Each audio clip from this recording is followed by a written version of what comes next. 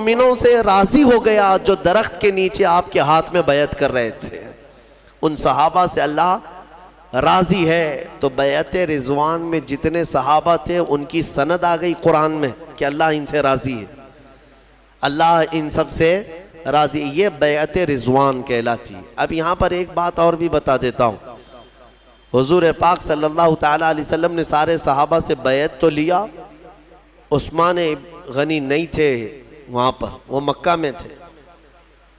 अब यहाँ अफवाह तो उड़ी थी कि उस्मान इब्ने अफ़्फ़ान का क्या हुआ है, कत्ल हो गया है, कत्ल हो गया है। लेकिन सारे सहाबा जब बैत से फारिग हुए तो सुनो मेरे आका सल्लल्लाहु अलैहि वसल्लम क्या फरमाते हैं, इरशाद फरमाते हैं ये मेरा हाथ, और अपना बायां हाथ निकाल कर फरमाते हैं ये उस्मान का हाथ, और उस्मान की तरफ से मैं खुद अपने हाथ पर बैत करता हूँ। इसका मतलब ये है कि वो गैबदान रसूल पाक सल्लल्लाहु ताला अलैहि वसल्लम जानते थे कि उस्मान इब्ने अफ़्फ़ान का कत्ल नहीं हुआ, वो अनकरीब आने वाले। फिर सहाबा ने देखा कि हज़रत उस्मान गनी सही सलामत एहराम की हालत में वापस आए। फिर उसके बाद आने के बाद फिर उन्होंने हज़रत उस्मान गनी ने अपना हाथ फिर हुजूर के हाथ में देकर बैत किया। लेकिन ये फजीलत हज़रत उस्मान गनी की है कि हुजूर पाक सल्लल्लाहु अलैहि वसल्लम ने अपने बाएं हाथ को उस्मान का हाथ करार दिया, उस्मान इब्ने अफ़्फ़ान का हाथ करार दिया। और हज़रत उस्मान गनी रज़ियल्लाहु ताला अन्हु के मुतालिक ये बात भी मिलती है कि आपने जब रसूल करीम सल्लल्लाहु अलैहि वसल्लम के हाथ में हाथ दे कर के बैत किया तो उसके बाद वो अपने हाथ की इतनी हिफाजत करते थे कि पूरी ज़िंदगी भर हज़रत उस्मान गनी ने उस हाथ को कभी अपनी शर्मगाह के करीब तक नहीं किया। हालांकि जायज़ है आदमी के लिए इस्तिंजा हाजात के लिए अपने हाथों का इस्तेमाल कर सकता है नहाने धोने में, लेकिन हज़रत उस्मान गनी ने उस हाथ को करीब नहीं किया सिर्फ इसलिए कि यह हाथ मैंने रसूलुल्लाह के हाथ में दिया है। यह अदब सहाबा से ही मिलेगा तुम्हें, यह अदब जो है यह सहाबा से ही मिलेगा। अज़ीज़ान गिरामी, इस सूरह फतह में अल्लाह ताला ने आखिरी आयत में इरशाद फरमाया मुहम्मदुर रसूलुल्लाह, मोहम्मद अल्लाह के रसूल हैं।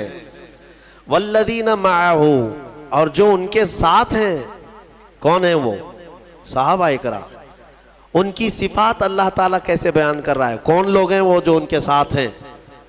और उनके साथ जो हैं अशिद्दाउ अलल कुफ्फार, काफिरों पर बहुत सख्त हैं, भारी हैं। रुहमाउ बैनहुम, और आपस में बड़े नरम दिल हैं।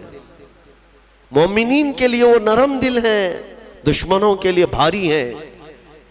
तराहुम रुक्अन सुज्जदा, अल्लाह फरमाता है तुम उनको देखोगे हमेशा रुकू सजदे में मिलेंगे। यबतगून फज़लन मिनल्लाहि व रिज़वाना, हमेशा अल्लाह की रज़ा ढूंढते रहेंगे। ये सहाबा की अल्लाह ताला सिफात बयान कर रहा है। नबी के साथ जो हैं, बाज़ मुफस्सिरीन ने फरमाया इस आयत में 4 टुकड़े हैं। मुहम्मदुर रसूलुल्लाह के बाद मोहम्मद अल्लाह के रसूल हैं, उसके बाद 4 टुकड़े। वल्लदीना माअहू, एक टुकड़ा हो गया। अशिद्दाउ अलल कुफ्फार, दूसरा। रुहमाउ बैनहुम, तीसरा। तराहुम रुक्अन सुज्जदा, चौथा। अब क्या ये बेहतरीन नफीस तफसीर इसकी की गई है। फरमाते हैं वल्लदीना माअहू का मतलब है और जो उनके साथ हैं, इससे मुराद अबू बकर सिद्दीक की जात है। दूसरा टुकड़ा है अशिद्दाउ अलल कुफ्फार, कुफ्फार पर बहुत भारी हैं, इससे मुराद उमर इब्ने खत्ताब है। रुहमाउ बैनहुम, आपस में बड़े नरम दिल हैं, इससे मुराद उस्मान इब्ने अफ़्फ़ान है। तराहुम रुक्अन सुज्जदा, तुम उन्हें हमेशा रुकू सजदे में देखोगे, इससे मुराद हैदर कर्रार की जात।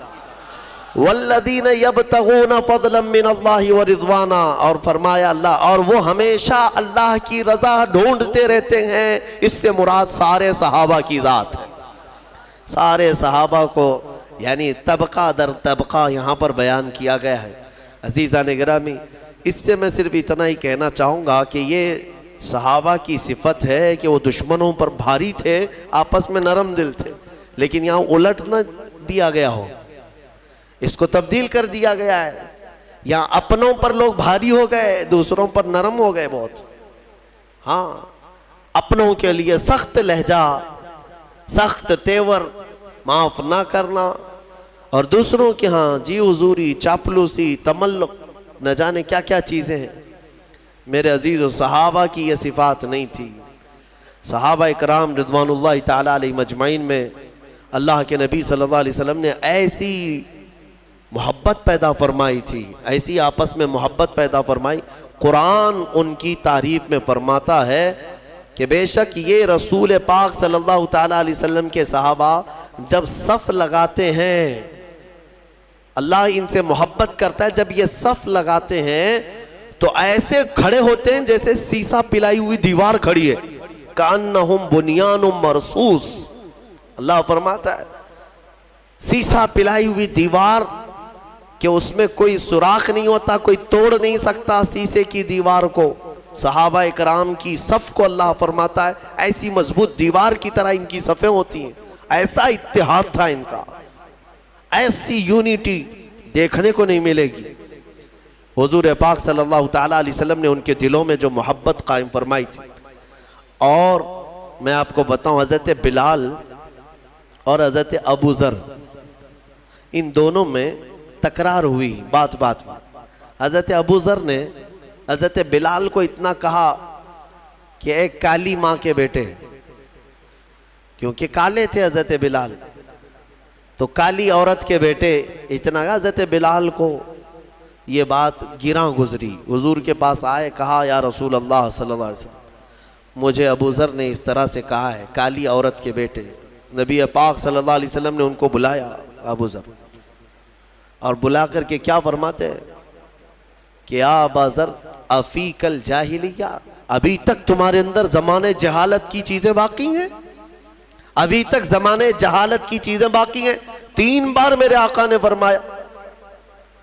उसके बाद हुजूर पाक सल्लल्लाहु ताला अलैहि वसल्लम अपने जलाल का इजहार करके चले गए। बस हज़रत अबू ज़र पर इतना असर हुआ, कहते हैं ये कि तकरार में बात हो गई, लेकिन इन सहाबा का मामूल क्या था, फ़ौरन उसके बाद आए, हज़रत बिलाल का हाथ पकड़ते हैं, कहते हैं मुझसे ख़ता हुई, बातचीत में मैंने तुमसे ज़्यादती कर दी, लिहाजा मुझे तुम माफ़ कर दो, माफ़ कर दो। बार बार वो हज़रत बिलाल को पकड़ने लगे। और उसके बाद क्या कहते हैं पता है, ए बिलाल, अब मेरी रूह को उस वक्त तक करार नहीं आएगा जब तक तुम अपना यही काला पैर मेरे चेहरे पर न रौंद दो। मैं नीचे सो जाता हूं, तुम अपना पैर मेरे चेहरे पर रगड़ो, मैंने तुम्हारे साथ कैसी ज्यादती की।